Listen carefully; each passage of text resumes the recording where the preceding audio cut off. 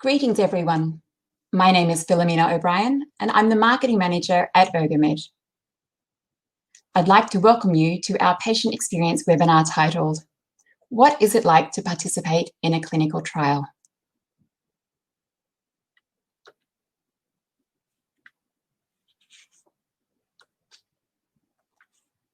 Before we commence, I'd like to run through a couple of quick housekeeping matters.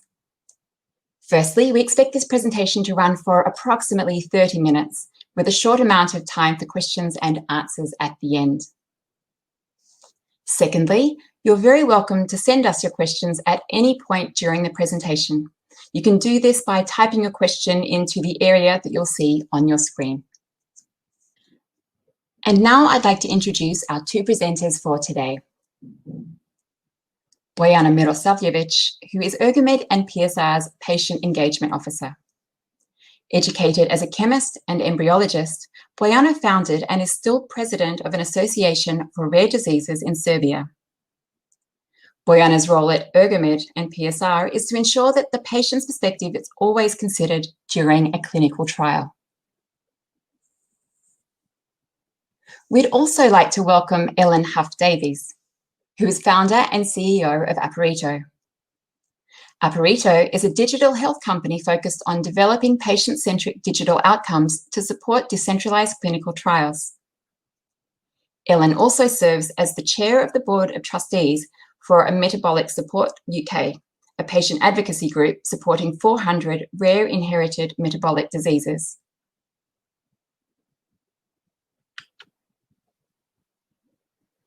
I'd also like to just briefly touch on what will be covered in today's webinar. This includes the importance of clinical trials, the considerations of joining a clinical trial. We'll also look at the informed consent process, the process of screening and enrollment, the rights and obligations of a clinical trial participant, and finally, logistical challenges and possible solutions. So without further ado, I will pass you over to Bojana, who will take over the webinar.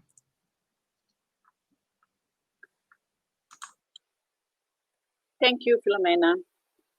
First of all, I would like to thank you all for being with us today, and especially thank the parents of children with rare diseases who are present and who have just found out about their child's diagnosis, and very soon their child may be included in a clinical trial.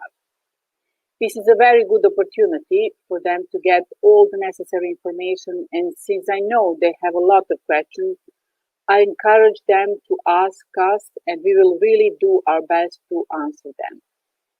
It is vital to understand and identify the barriers, drivers, challenges, opportunities, emotions, behaviors, and influences along the patient pathway. So below, we present an overview of some of the interesting findings we have extracted. First, just a few statistics on rare diseases from which we can understand the importance of clinical research, especially when talking about the rare disease. When it comes to rare diseases, for instance, the length of time from symptoms onset to an accurate diagnosis is an average 5 to 7 years, depending on the country where patients live. When I say average, I mean the fact that, unfortunately, there are far less of those whose time to get an accurate diagnosis is less than 5 years, and there are more of those where it takes more than 7 years. For example, in our association, we have a member who, after 15 years, managed to get an accurate diagnosis for rare diseases. This is really, really too long. On a journey to the diagnosis, the patient changed at least 8 specialist doctors, and during that time receives 3 to 5 wrong diagnoses. More than 75% of patients with rare diseases are children, and 30% of the patients die before the 5th birthday. I must mention that these are numbers and statistics, and of course we all need them, but these numbers take on a completely different dimension and meaning when your child is or when you are part of them. It is known that less than 5% of rare diseases have therapy, which means that over 95% of rare diseases do not have therapy. Yes, there are rare diseases that can be treated off-label drugs or surgeries, but here we will focus on those 95% of rare diseases that do not have available treatment right now. By the Find Me the Cure survey, the majority of people, more than 60% actually, are not satisfied with their current treatment. And this explained their motivation to look for an investigational therapy in clinical trials. Most of the respondents have not been referred and advised by their doctor to look for a clinical trial option. About 80% say they have not even discussed about clinical trial as an option during their hospital visit. Only 16% of them report they have been made aware by their doctor about clinical trial as an option. But it is very interesting to mention that those who were informed were actually told that there were no trial in their country, or the doctor was not aware of any trials outside of their facility. This proves that more clinical trial awareness is needed, not only among the patient and their family, but also among doctors, which are usually overwhelmed and do not have the time to dedicate to additional clinical trial research and support for the patient. These are critical touch points of the patient journey where all parties require attention.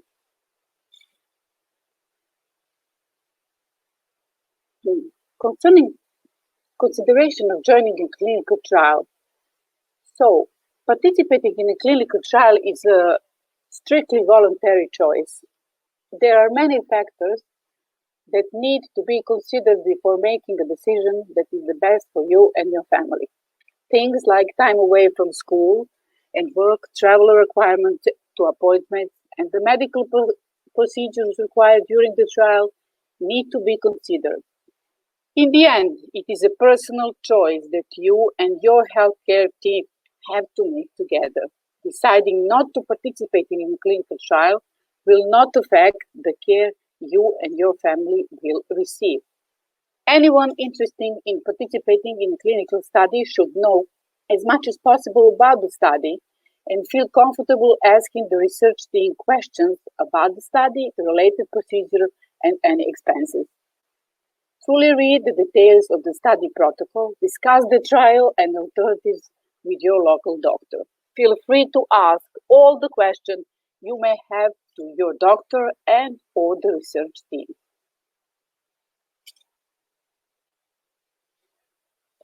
A clinical study is conducted according to a research plan known as the protocol.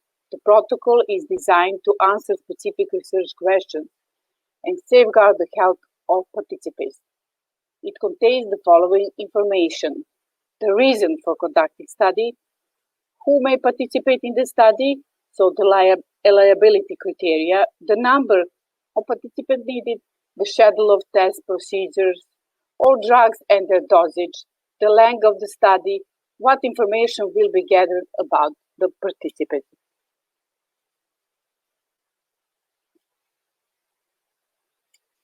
Informed consent is a process used by researchers to provide potential and enrolled participants with information about the clinical study. This information helps people decide whether they want to enroll or continue to participate in the study. The informed consent process is intended to protect participants and should provide enough information for a person to understand the risk of, potential benefits of, and alternatives to the study. In addition to the informed consent document, the process may involve recruitment materials, verbal instruction, question and answer sessions, and activities to measure participants' understanding. In general, a person must sign an informed consent document before joining the study to show that he or she was given information on the risk, potential benefits, and alternatives, and that he or she understands that. Signing the document and providing consent is not a contract, Participants may withdraw from a study at any time, even if the study is not over.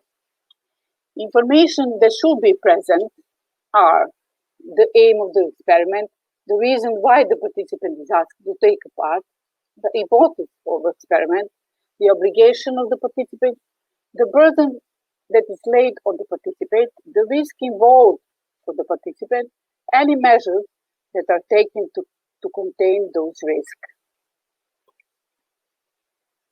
Also, compensation in money, if there is any, the confidentiality of collected data, the right to refuse to be included without repercussions of patient treatment, the right to withdraw at any time without giving any explanation, without repercussions of patient treatment, identity of the investigator, and information on how to reach him or her, also opportunity to ask questions and consult independent physicians, and opportunity to consult the family.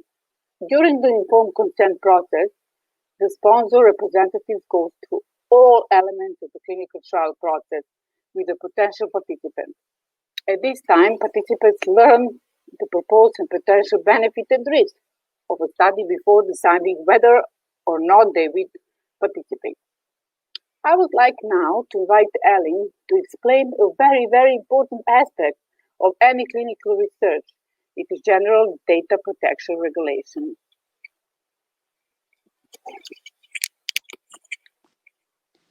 Thank you very much.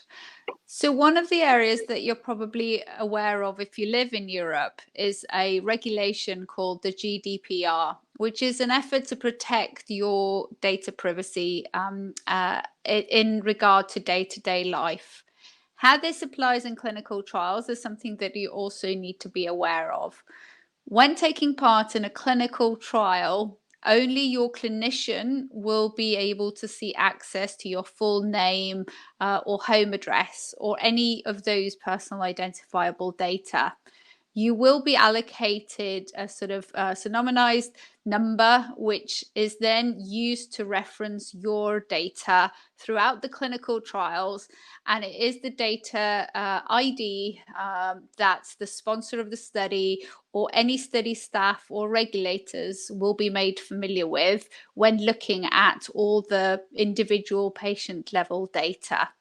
Having said that, there are important considerations of GDPR that still applies to your participation within the clinical trial. Most of these will be covered in the patient information sheet and the consent, but it will focus particularly about where the data is stored and who exactly will have access to this data, even from an individual level at your hospital site to being more of an aggregated one. So despite being part of a clinical trials, the sponsor and the people working on this are still obliged to follow all the GDPR requirements that are covered by law to protect your data privacy and your data protection. So I'll hand over back now to Brittany to continue. Thank you, Ellen. I will just cover the slide on possible ways how is participating adherence assessed in a clinical trial. There are many different ways to measure how adherent the participants with the clinical trial protocol. Below are just some examples of different methods to assess adherence. First, it is the patient diaries. These can be a paper or electronic record and are designed to capture all the information needed from participants during the clinical trial, such as the time when they took their medicine and how they felt at the different times during the day.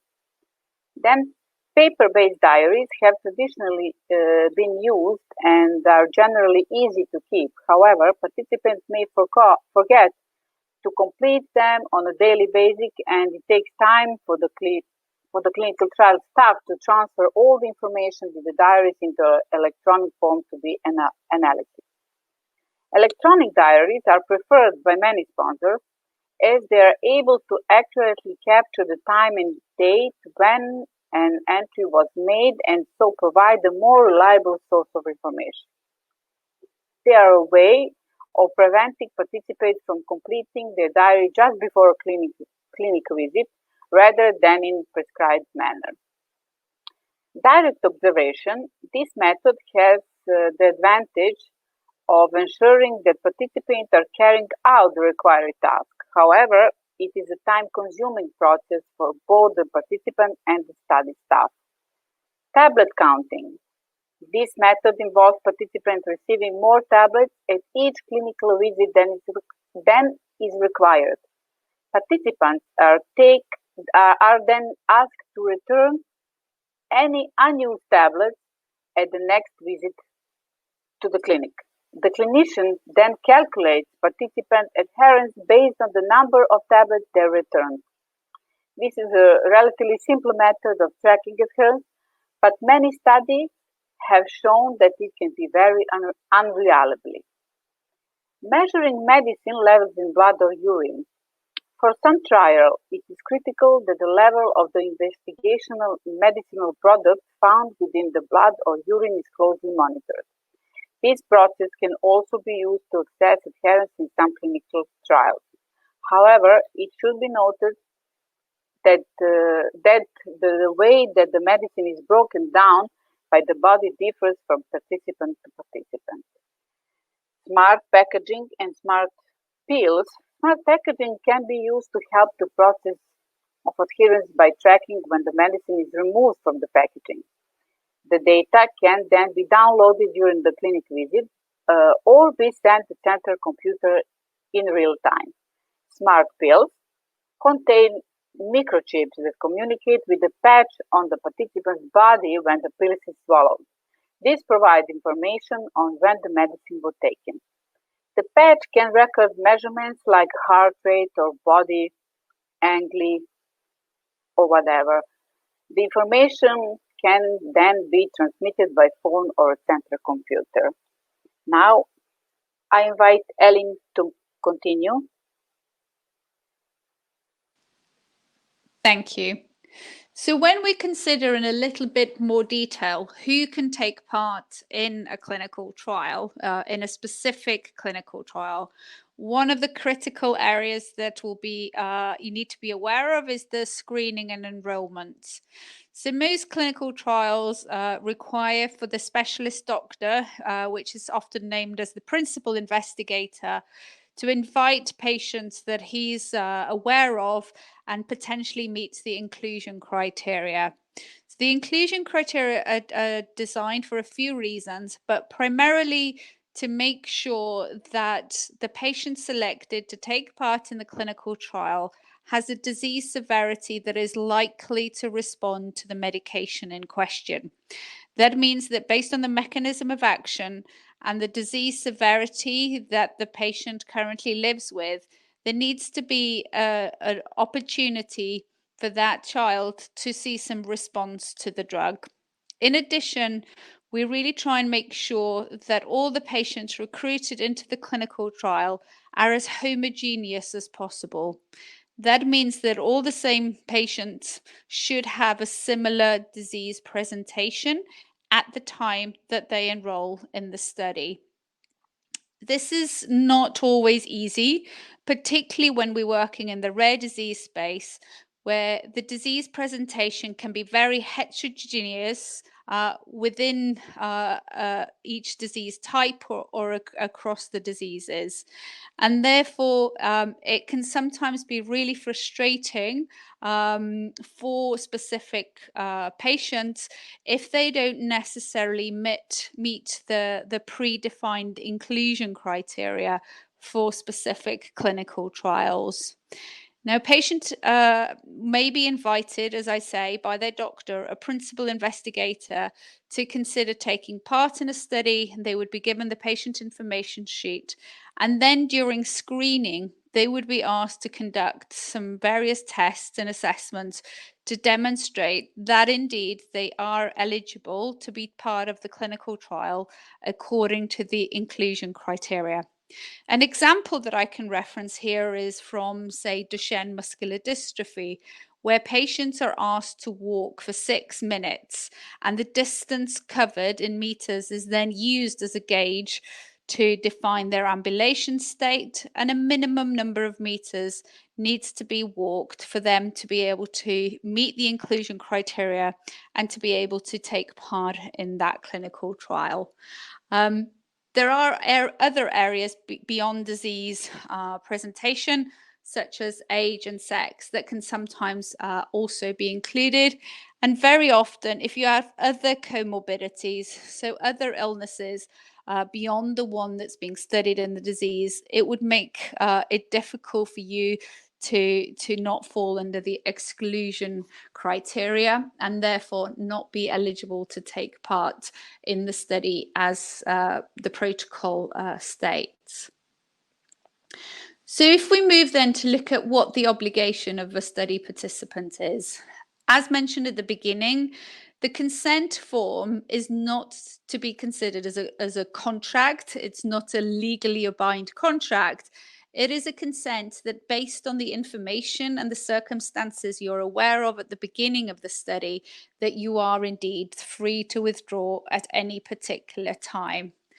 There are, however, some important implications that should be considered to explain why it is important to communicate very clearly with your clinician if at any point you want to withdraw from a study, because withdrawing from a study does have implications for the overall conduct of the study, but particularly for the analysis, because most of the statistical analysis will account for some dropouts. So that's a few number of patients that are lost to follow-up. But the intention to treat means that we really want to recruit and retain as many patients as possible for the good conduct of the study. So if you are in a study and your circumstances change, you find that there are aspects of taking part in the clinical trial that are not possible for you to continue, it is highly recommended that you talk to the clinical research team first and foremost, and to explain what your concerns are, because sometimes there could be additional support provided to encourage you to stay. But as I said, that's not a legal obligation. It's just an aspect that it's important for you to be aware of. And if at all possible, by sharing your experience and sharing what you find difficult about the study, can actually be extremely helpful for the study sponsors and the CROs to understand what the reasons are. Another example from when I was working in clinical, looking after children, one of our children wanted to withdraw completely from the study. And we tried to understand the reasons for withdrawal. And it was because the hospital visit always fell on a Thursday, which meant that he always missed his drama club and his time with his friends. And so for him, that sort of date and time of visit was not feasible with his day-to-day life, and his thoughts was that he should withdraw from the study. Of course, once we understood that, we were able to move things around and maintain him in the study. So there are certain things that can be done, but the importance is to communicate and, if at all possible, to give the reason why you want to withdraw from the study at any point. But I think knowing upfront of what it takes to take part in a study is something that should be considered carefully. We know that, again, in rare diseases, there are sometimes only a handful of sites that are specially trained for the recruitment of patients. And that means that patients have to travel a long distance at quite regular intervals, either monthly or 3 monthly, usually, to take part in these clinical trials. And that can be a major burden if for patients with health needs. Traveling on aeroplanes and trains are not always easy and requires a mammoth amount of effort. And very often can also mean that you need 2 carers to travel with you and support the journey. And the time aspect, of course, is also an implication. If it means that you need to take time off work, if it means that you need to ask for additional family members to care for your home duties while you're away. And so these things at the beginning can seem feasible and manageable. Over a period of time can become overwhelming. And therefore, this is where it does require quite close communication with the hospital sites to try and offer you as much support as possible. And there are sometimes concierge services to support the travel aspects to minimize the time away from home as much as possible. And there should be a budget to cover your costs, but it is indeed true that some families say that they still end up being quite significantly out of pocket, which should be balanced as much as possible.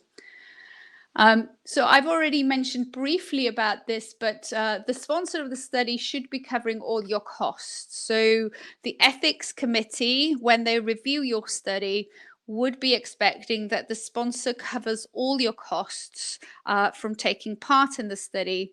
However, it's also a really fine balance that the patient should never feel induced to take part in a clinical trial like this from incentivization of financial gain, particularly from when you're a patient and not a healthy volunteer as such. So the financial reimbursement should be proportional. So you wouldn't, as an example, be allowed to fly in first class jet, but you should be offered the safest and most practical way to travel into the sites for the expected visits. There are, however, some new possible solutions that are being introduced to help make the clinical trial experience easier for patients, and that's in the form of a decentralized or hybrid study, which means that we bring parts or all of the study to you in your home. And that's through using technology, telemedicine, and the distribution of the medicinal product being shipped out to your home, and sometimes arranging for nurses to come and do some of the blood sampling or treatment infusion at home. And we see that this can be a significant game changer moving forward, especially in the post-COVID era, where patients are even more apprehensive about traveling into sites and being in public transports. But also hospital sites have issues of capacity now. And therefore, by introducing a new model, we hope to reduce the burden on patients, make the studies more patient-centric, but still enable a very safe implementation of the studies. And we anticipate that studies coming through will now have at least a hybrid approach where there will be a minimal amount of time and frequency of visits required to your hospital. So I think I'm going to wrap up there and open the floor for questions and answers. Thank you very much.